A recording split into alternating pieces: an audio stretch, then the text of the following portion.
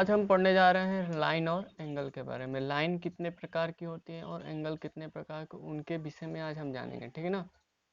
किसी कोई प्रॉब्लम? तुम लोग के लिए भी है, ठीक है ना। अब मत सोचना कि बस 9th का बुक उठा लिए हैं तो फिर तुम लोग के लिए नहीं, सबके लिए बेसिक चीज़ है, ठीक है।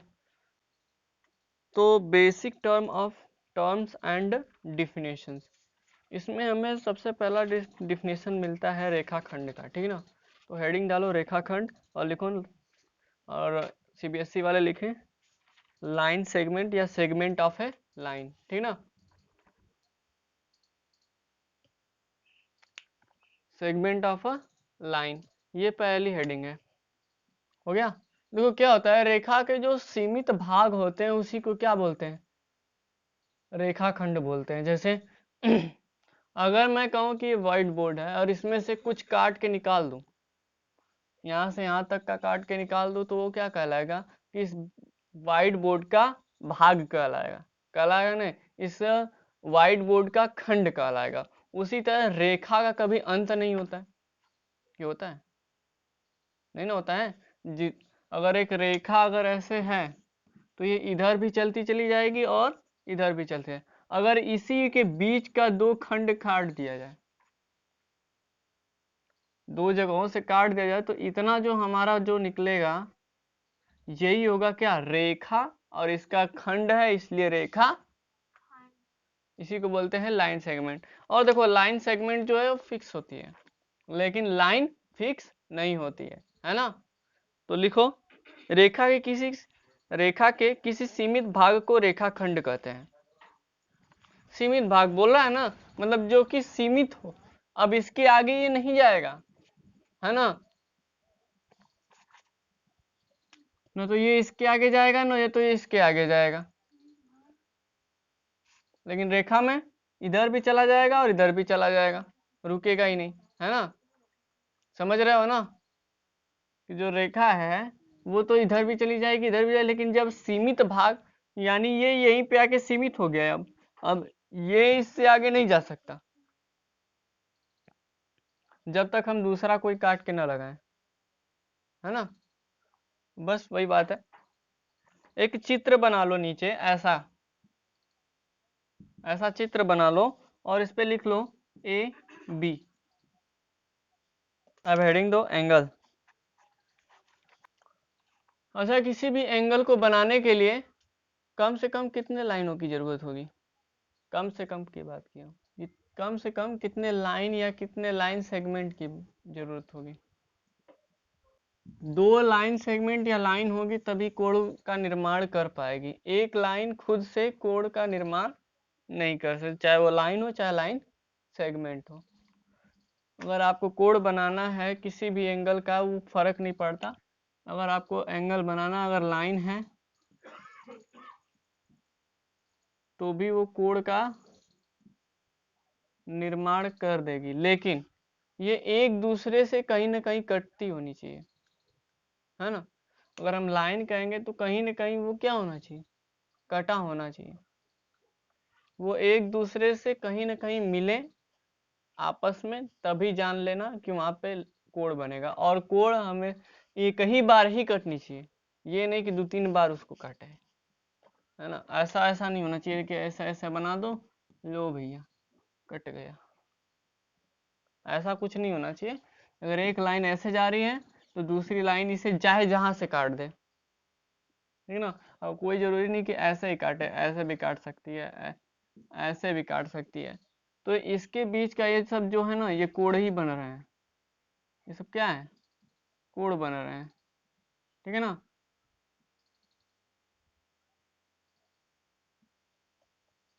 क्या बन रहे हैं, कोण,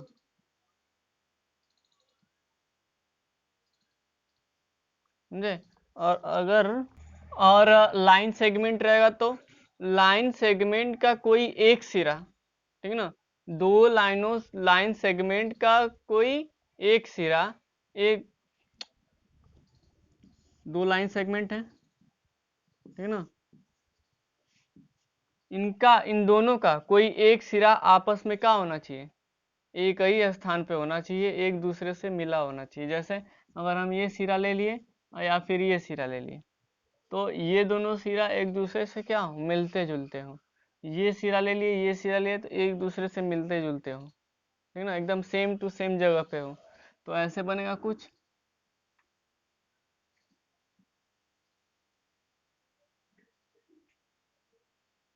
या फिर ऐसे बनेगा कुछ।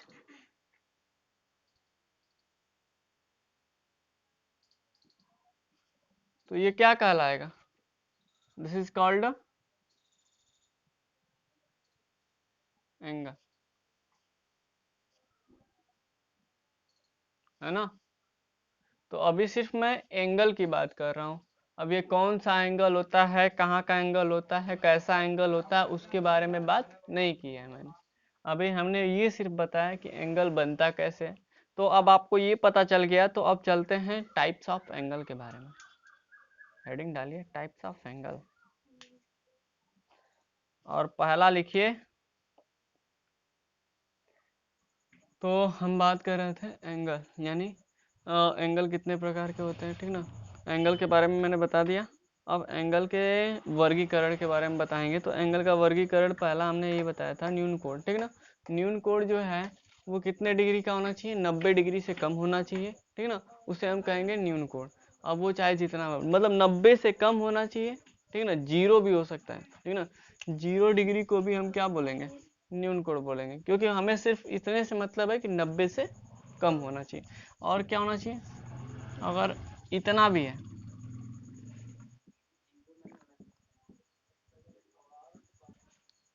जहाँ तक मेरा अंदाजा है, तो यहाँ पे 90 डिग्री का कोण है, यानी 90 डिग्री का कोण, समकोण का साइन यही है, ठीक है ना।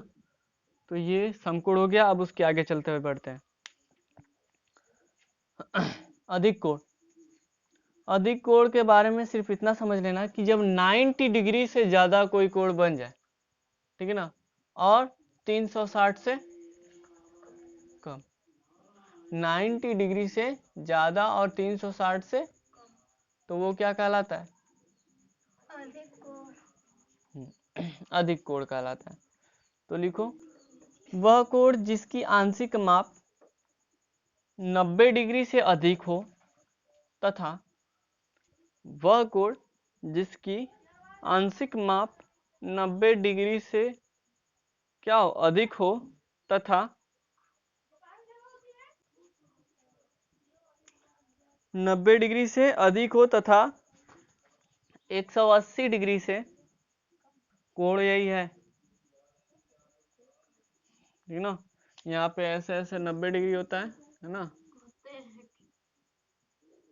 ऐसे ऐसे अगर 90 डिग्री है और ये ऐसे ऐसे 180 डिग्री है, तो इसके बीच में है, इसलिए क्या कहलाएगा, क्या कहलाएगा, अधिक कोण। अधिक कोण को इंग्लिश में क्या बोलते हैं, बको ऑब्ट्यूस एंगल। उसके बाद बात कर लेते हैं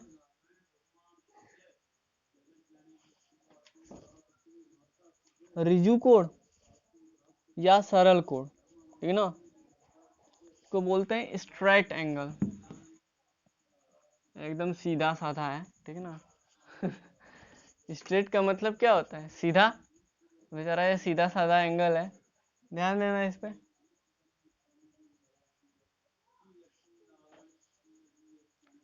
तो सीधा साधा एंगल की बात किया जाए तो ये एकदम सच में सीधा होता है,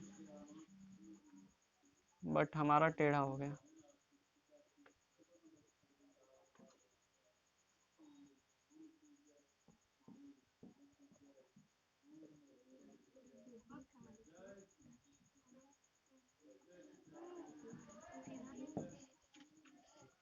अरे अरे यार, मैं मेरा पता नहीं कहाँ दिमाग है आज, आज वीडियो दो बार गड़बड़ा गया।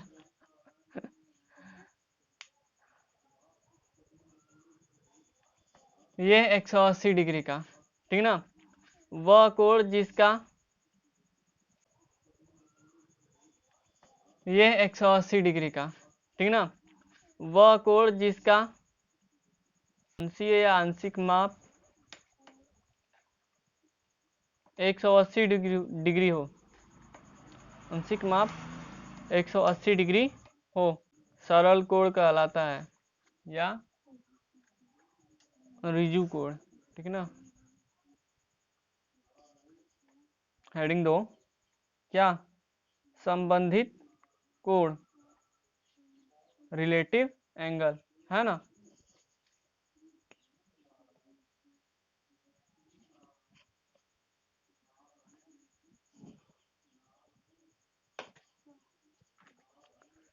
इसमें पहला कोण आता है पूरक कोण।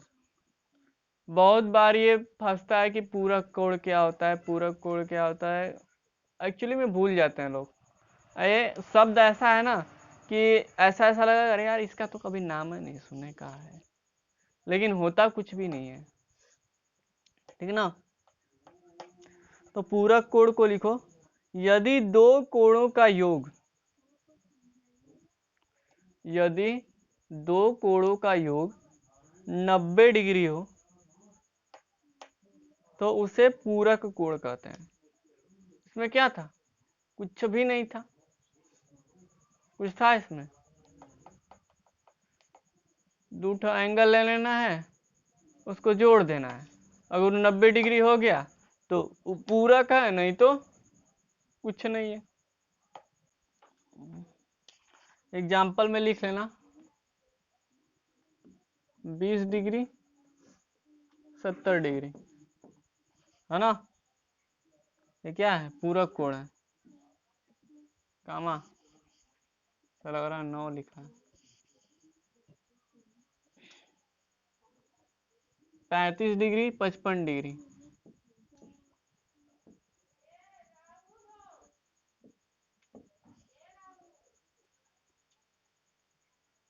अच्छा ये सब क्या है, पूरक कोणों का क्या है, युग्म है।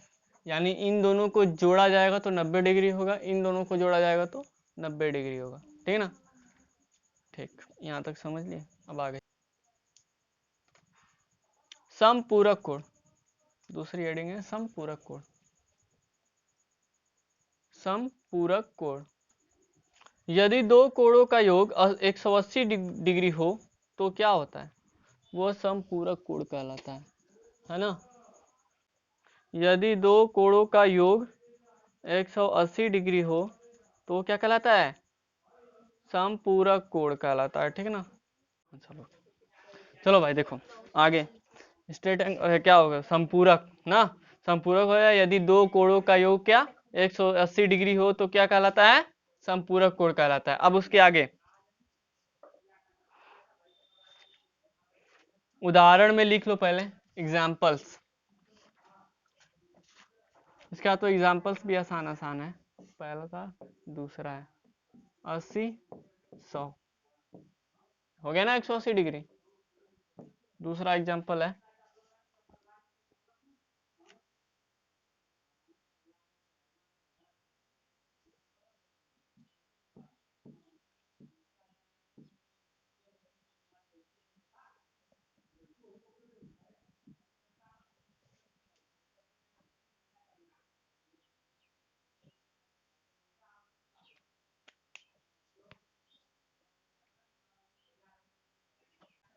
हो गया, ये समझ में आया। अब आगे बढ़ते हैं, सर्वांग समकोण, दो कोण, ध्यान देना, यदि दो कोण हो, ठीक है ना, ये एक कोण हो गया और ये दूसरा कोण हो, अगर ये दोनों कोण का माप, अगर ये भी 25 डिग्री है या फिर ये 50 डिग्री है, सपोज ये 50 डिग्री है और ये भी क्या है 50 डिग्री है, तो ये दोनों क्या कहलाएंगे, सर्वांग समकोण कहलाएंगे, ठीक है ना, ठीक ना, समझ में आ रहा है ना। यदि दो कोण हो और उनका उनका आंशिक माप क्या हो, बराबर हो, इक्वल, इज नोन दैट सर्वांग सम, थोड़ा अंग्रेजी हिंदी कुल मिला के, ठीक है, समझ गए ना क्या है। अब अगर यहीं पे यही 51 होता तो क्या सर्वांग सम होता, नहीं होता, लेकिन जब यहाँ पे ये 50 डिग्री है और ये भी 50 डिग्री है तो ये क्या कहलाएगा, सर्वांग सम कोण कहलाएगा, ठीक है। तो बस आज के लिए इतना ही, ठीक है। किसी को कुछ पूछना है तुमको, ठीक, बाय बाय, टेक केयर।